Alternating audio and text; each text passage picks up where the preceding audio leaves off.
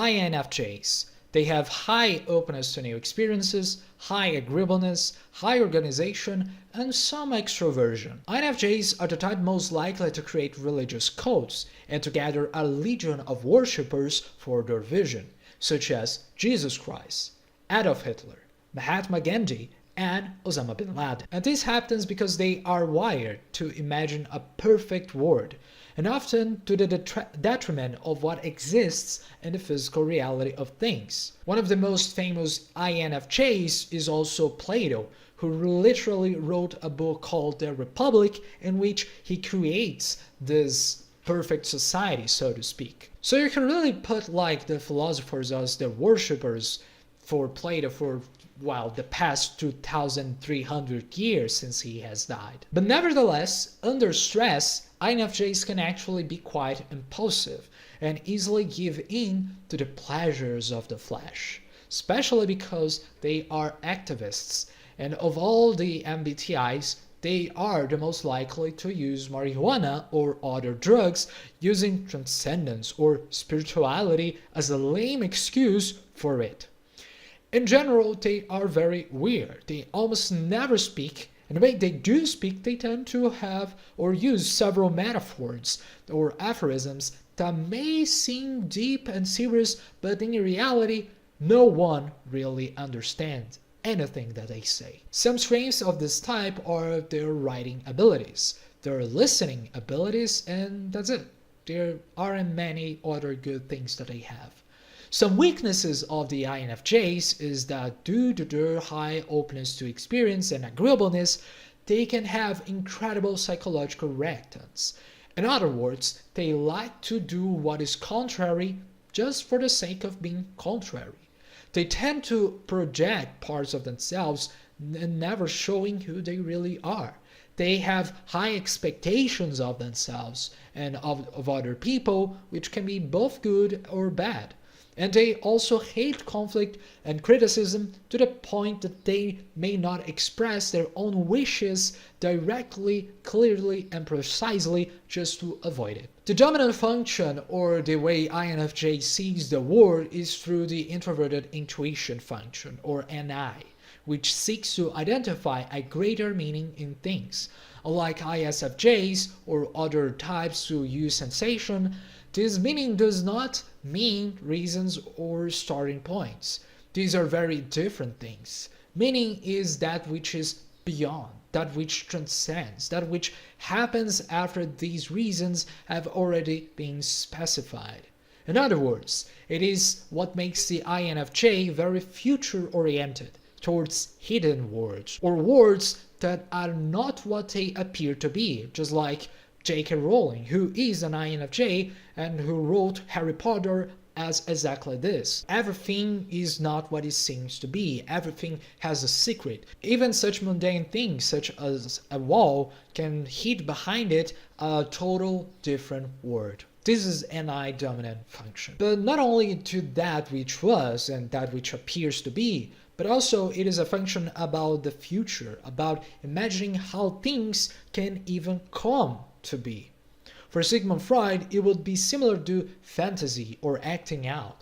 This function is what makes the INFJ connected to alternative things with their own meaning for them, without needing much specification and much less details. It is as if they already understood the grasp of things just by being there, not needing any other necessary details for it. The dominant NI monologue is everything is interconnected, and I must determine the meaning and implication behind these connections. Next, as an auxiliary function, the extroverted feeling FE manifests itself with high responsibility, making INFJs feel a social need.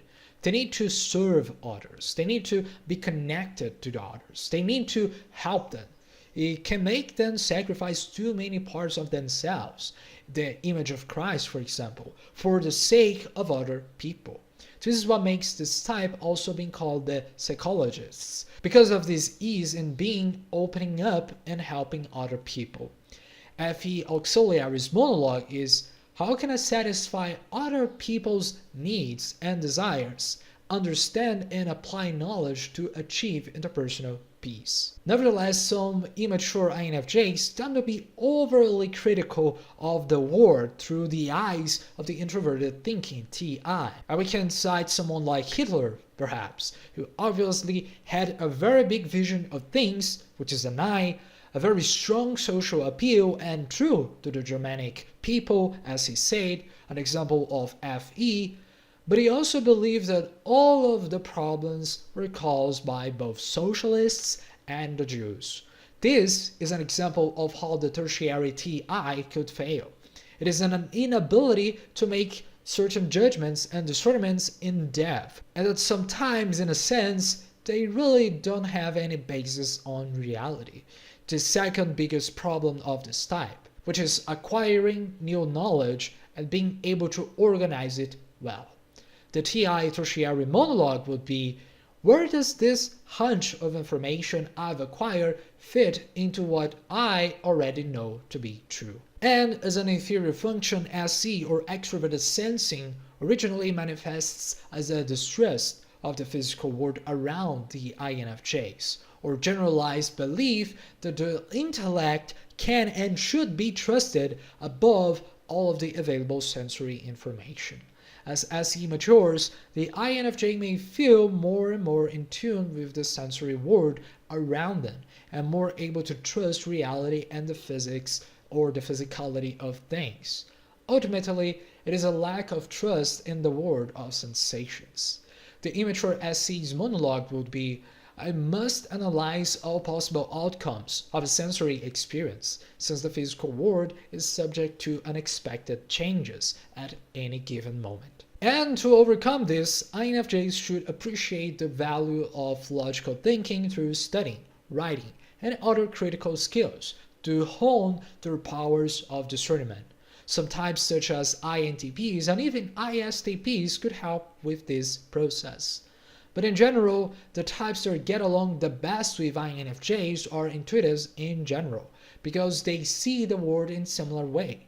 But mainly with ENFPs and ENTPs because they value abstract ideas more than the real world, just like INFJs. Comparing to other types, the ISFJs are much more practical, realistic, and much more into details in describing their physical sensations than the INFJs do.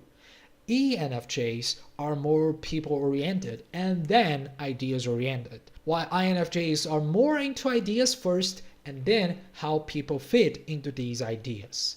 The INTJs tend to be much more realistic in the sense of efficiency. They prefer to create a perfect system of things rather than a system of perfect relationships between them, just like the INFJs.